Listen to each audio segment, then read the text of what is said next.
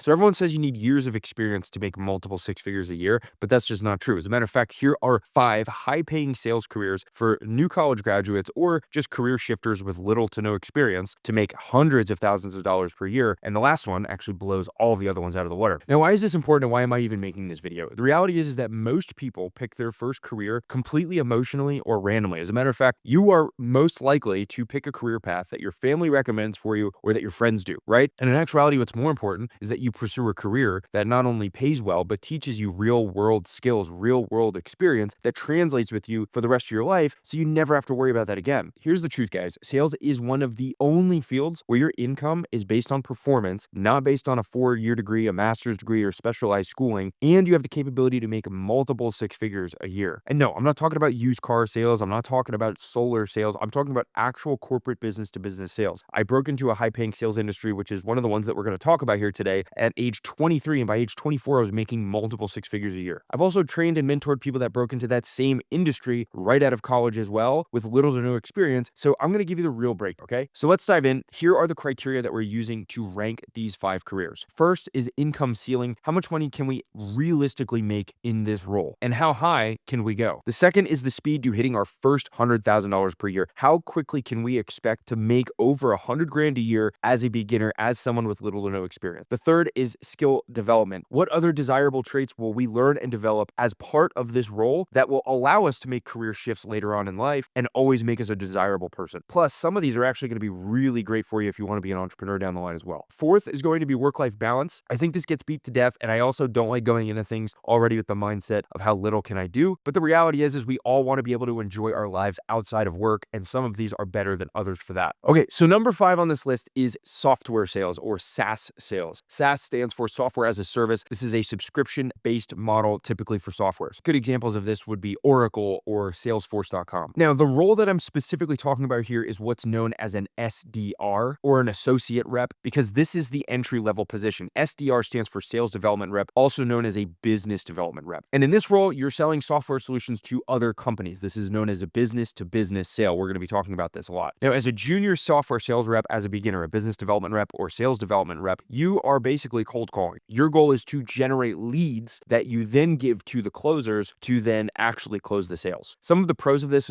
is that this is a great role for beginners. It's pretty quick to learn. They typically have all the scripts outlined for you, and a lot of these training programs are phenomenal. The second are that there are also tons of entry-level openings for these roles, right? Like, it's actually pretty easy for you to break into one of these positions, and there are companies left and right. New software companies are popping up literally all over the place. Finding this position is not different. And then the other benefit is that there's a pretty clear promotional path, right? This role is designed to prep you and mold you to then become a more senior sales rep in about a 2 to 3 year time frame. As a matter of fact, they typically tell you that right up front, that their goal is to promote you into more of a closing-based position. Now, the cons with this are exactly that. It takes 2 to 3 years to actually get to that senior level position, and in that senior level position, that is where you can start making 6 figures. The pay for this position is not very high at all. As a matter of fact, you typically start out at only 40 to 60 grand a year, and I know this because I was offered several of these jobs out of college. Another downside is the burnout is also pretty high with this position because you're literally doing a lot of cold calling. It's just not very desirable work. They consider you the grunt of the software company and the software sales team. Another challenge is the actual market is saturated, meaning you have lots of competition for the products that you're promoting, which allows you to just be less successful overall. It's also a little bit harder to stand out in this role as well because many of these companies have the churn and burn sales development rep, business development rep team. You're mixed in with a bunch of beginners, and really it's just like you're all kind of doing the same thing, following the same scripts and going after the same like target criteria. So with that being said, it's just not as easy to like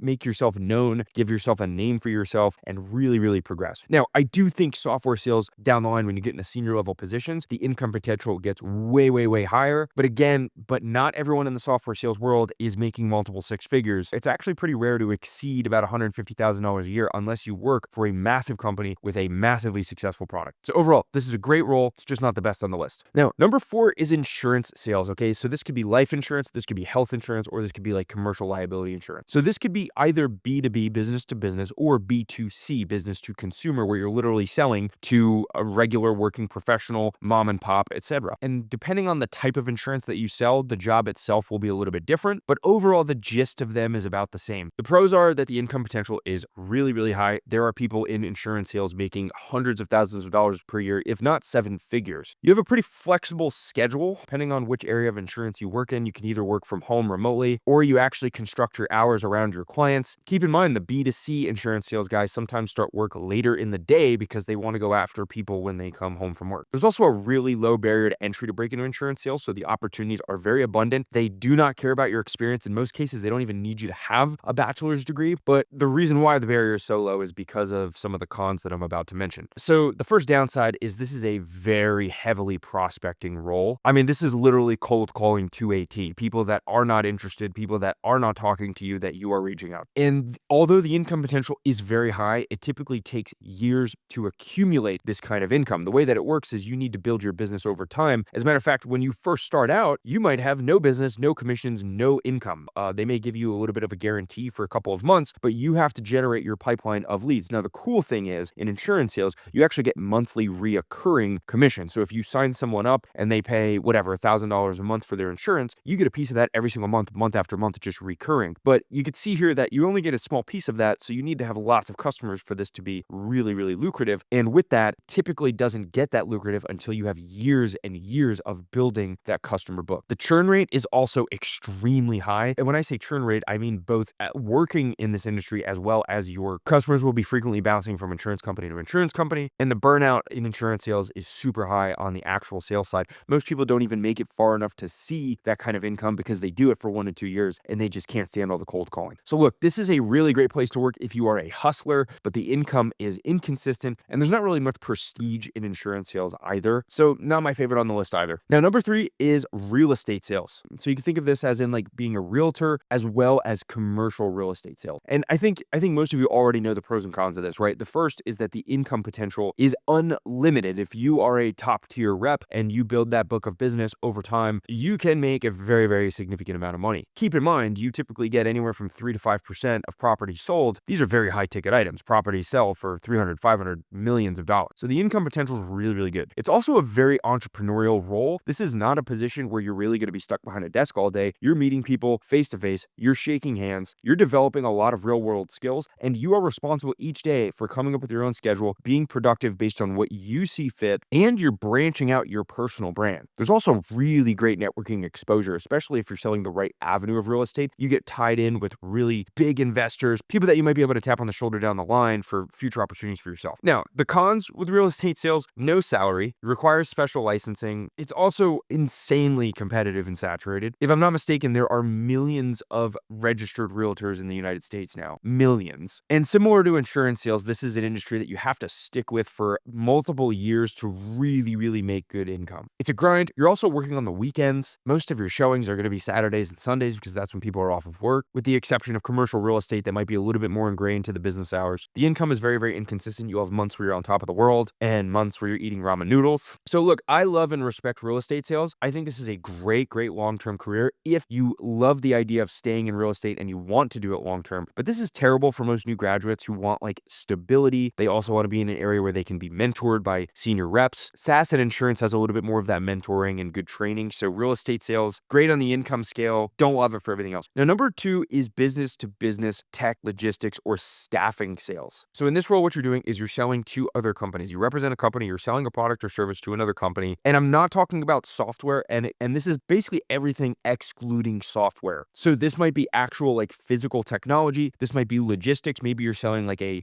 packaging and or delivery fulfillment type service. Staffing is another really popular one. Staffing is, you can kind of think of like recruiting, where you are sourcing candidates, placing them with companies. And this is a pretty good place to be. They're very strong base salaries here. So in these positions, not only is the commission potential pretty high, but you actually get a little bit more stability with a base salary. Training is also typically very solid in companies like this, great for people that have no experience. And the skills are very, very transferable. If you succeed in any of these roles, you can bounce to so many different companies to do a business to business type sale interaction. Now, the downsides, a little bit slower to get to your first $100,000 a year. These are a little bit more focused on good base salaries. So you might walk in making an $80,000 a year base salary, but the commissions are typically going to be a little bit slimmer, meaning you really only have the capability to make another 20 to 50K in commission. In most cases, there's also a little bit more corporate red tape in these positions, meaning it takes longer for things to get done. It's a little more day-to-day 9 to 5, not super exciting. And the reps also typically get boxed into like quotas and activity metrics. Now, this is more of a headache thing. It's not really like a downside to the actual career. It's just overall not that exciting thing, but this is